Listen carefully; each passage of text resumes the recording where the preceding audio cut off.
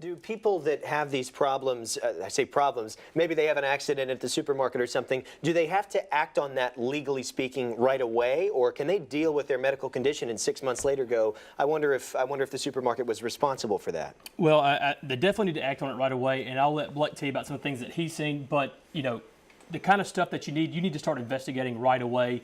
You may not be hurt, you know, at the moment when you slip or you trip or you fall, but usually a day or two later is when you start to feel it, and then you need to go seek an attorney because they need to do their investigation to get the kind of stuff needed to prosecute these types of cases. And that's a big point. One of the main things about these cases, and other cases are similarly like this, you want to get on top of things from the very beginning.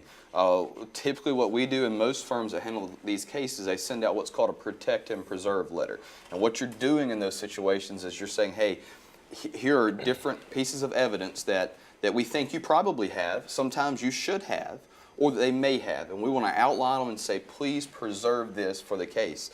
You'll find if you get into a case 6 months after the injury, then you send that letter. Sometimes these companies may have a 30, 60, or 90-day policy for keeping that information, and it may be gone if you don't get in on it at the very beginning.